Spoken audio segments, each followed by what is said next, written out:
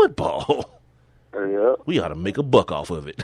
And they did. I bet you it was probably about 2-3 cents to go see that football game. And the game changed forever after that day, after May 14th, 1874. That's like a... Who was it again? McGill University and Harvard.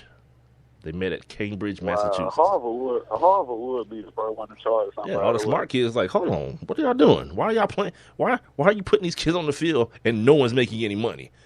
And the dude they was telling was like, yeah, why aren't I making any money? I don't care if they make any. I will. Right. Watch tomorrow. We're gonna find out the name of that dude tomorrow on this day. Excuse me, if I can get it out. Yeah. He's gonna be the first member ever of the NCAA. Watch, I'm gonna go ahead and call my shot on that one. Like tomorrow, so and so of Harvard University started the NCAA. Yeah, of course he did. Right after the Cambridge McGill University game. On this day in 1904, in St. Louis, the Olympic Games were held. It was the first time for the games to be played in the U.S. and they picked St. Louis. Imagine that. Wow. Yeah, same place, well, right around the corner from where they killing black kids. Now, they had the Olympics. Oh, yeah. Yeah, the gayest sporting event of all time. And that's not even a slight. It's true. Like the first Olympics was a bunch of males running around naked. So in Athens, Greece. Take that. Gayest thing ever. On this day in 1906, speaking of gay, the flagpole. Nah, that's not even cool. All right, take two. On this day in 1906, the flagpole at the White Sox ballpark broke during a pennant raising, excuse me. So that's, damn. So they were raising the pennant up, and the damn pole broke? All right, on this day in 1913, Walter Johnson of the Washington Senators ended his scoreless streak at 56 innings. On this day in 1918, Stan Kovaleski of the Cleveland Indians set a club record when he pitched 19 innings. On this day in 1918, Sunday baseball games were made legal in Washington, D.C. So, meaning before 1918, they were illegal. Wow. Yeah, you get caught playing some baseball on Sunday if you want to. See what happens. Yeah, you're going to jail. On this day in 1920, Walter Johnson of the Washington Senators won his 300th game against Detroit. On this day in 1967, Mickey Mantle of the New York Yankees hit his 500th career home run. That's been like a theme this week. Like a whole bunch of people hit their 500th home run like in this week in baseball history. On this day in 1972, Willie Mays hit a home run in the first game as a New York Met. In his first game as a New York Met. Okay, so yesterday we talked about him being traded to the New York Mets, and the first day out, Willie Mays was like, "Yep, I still got it." Bank. Yeah, say hey. On this day in 1983, Rosa Mota set a female world record when she ran the 20K in 1 hour, 6 minutes, and 55 seconds. All right, see, now here's another running question for you, runner. 12 miles. Okay, she ran 12 miles in an hour and 6 minutes. That was 1983. It's 2015 now. Is that still a comparable record set much faster than that now? No.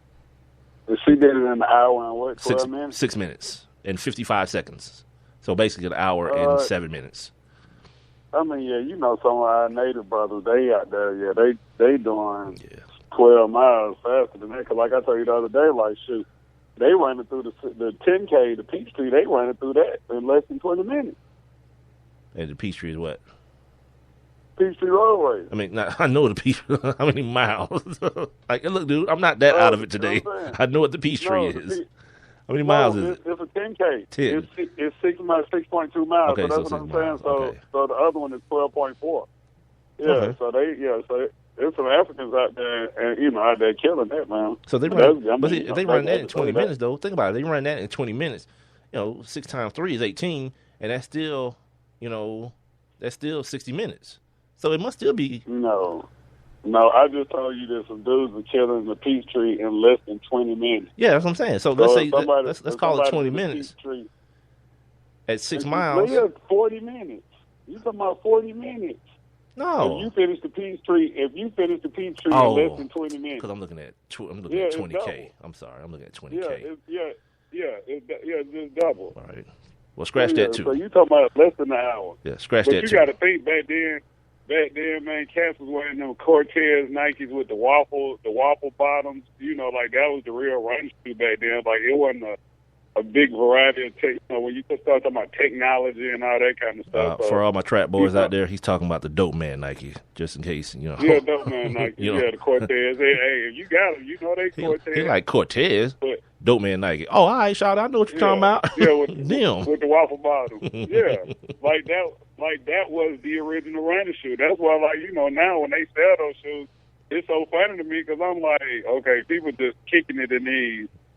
But at one point in time, that was like the official running shoe. Well, Steve Prefontaine and, you know, Carl Lewis, all these dudes ran in them shoes, man. Carl Lewis. God help him. Where am I at? Did I already do? No. Okay. On this day in 1986, Reggie Jackson, another Reggie Jackson from yesterday. We had one yesterday, as a matter of fact. He hit his 537th home run. He passed Mickey Mantle to move into 6th place on the all-time list. On this day in 1989, Kirby Puckett, the late Kirby Puckett, hit his sixth consecutive double. I guess that's a big deal. On this day in 1995, Eddie Murray hit his 463rd career home run to tie for 18th on the all-time list. On this day in 1997, the Baseball Executive Council suspended New York Yankees owner George Steinbrenner for what it does not say.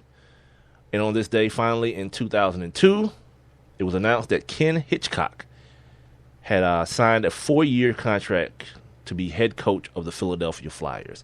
And ladies and gentlemen, that is the Thursday edition of On This Day. You missed it on Monday, dude. That I read one that in 1977 that Ted Turner, he managed a game for the Atlanta Braves. Yeah, he did it again. He did it in 77. And he did it again in, I think, 82. You know what I love? I love how definitive you're like, yeah. Tell the people what year you were born in, Rob. 78. This always takes me back to you. That day, one of the first days I ever met Rob Calloway, you guys. Rob said, "Dog, you don't know who Buck Bellew is?" And I was like, "No." And he was like, "He was the quarterback, Buck Bellew." He was like, he was the quarterback when Georgia won the national championship. And I was like, okay, yeah, I was 4. All right. Hey, that's Buck. That's my dude. Buck is my boy. Oh, Buck. Golly. Hey, but as long as Georgia don't win the national championship, Buck will always be the man in the state of Georgia. Yeah, he always going to be it anyway. Yeah, he's always going to be it anyway, man.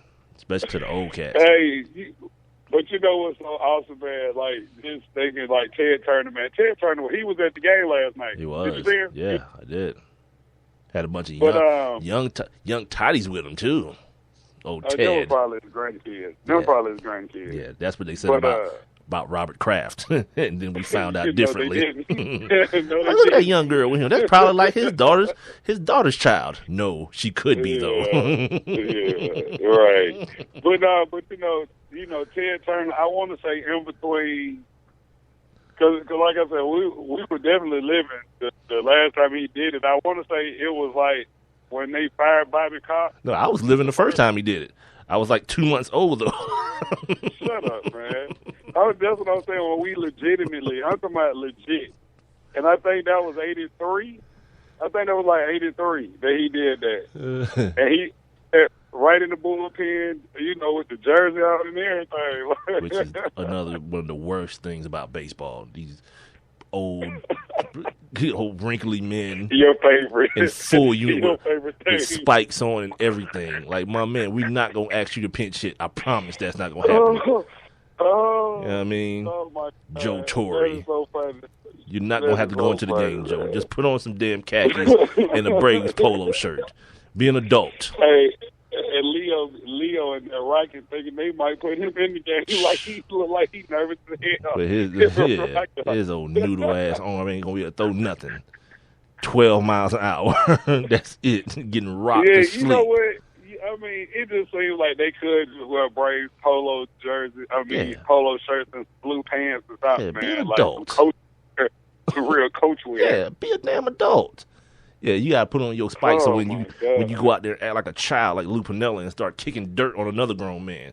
Yeah, I'm good. That's the other thing that happened. That happened last night. Well, not that, but like Bryce Harper got a questionable call on the check swing, and then he wants to start yelling, getting into the face of the umpire, and then he gets thrown out. Then Matt Williams comes out there and he does the same then the thing, coach got and he thrown gets out, thrown yeah. out. I'm like, hold on, what other sport is that even a thing? Like, there's so many things, and I don't really hate to get on this soapbox about this because it's important that people know my stance on this.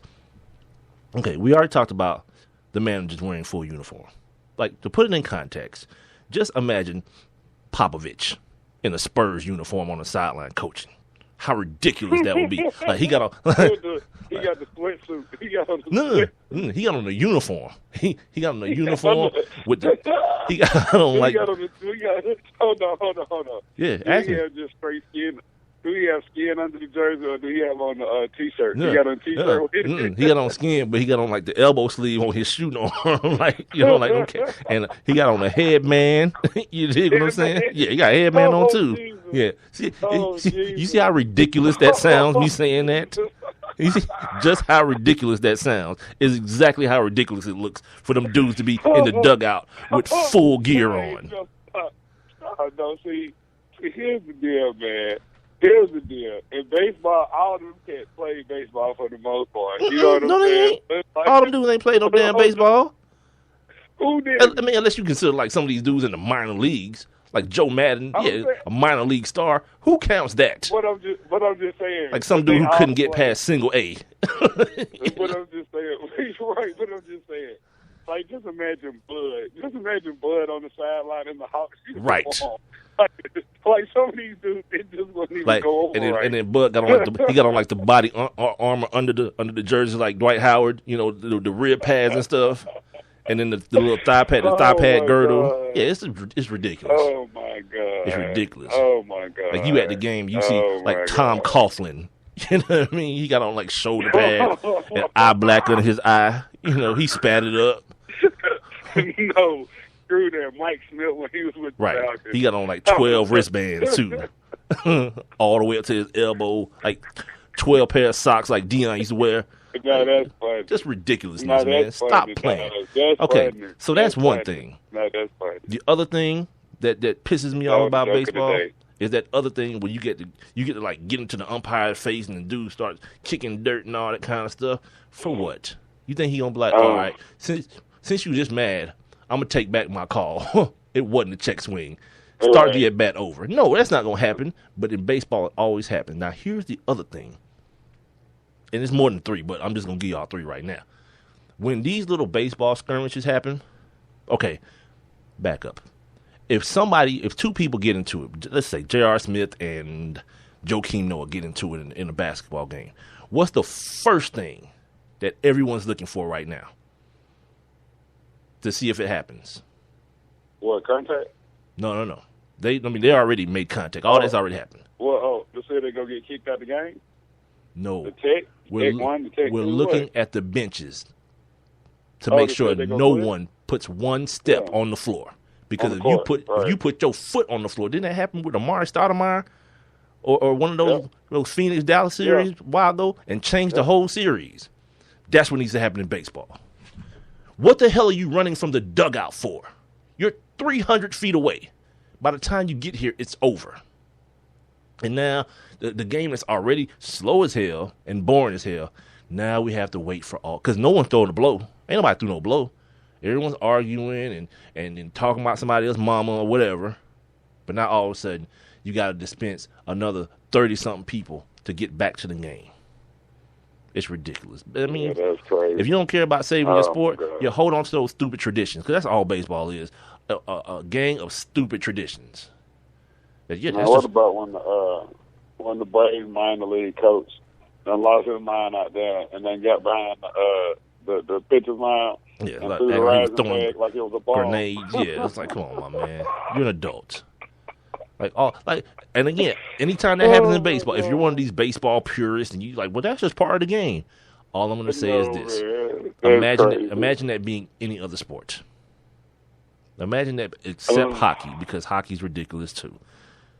But imagine that being any sport, any other sport, Oh my that God. that grown men are allowed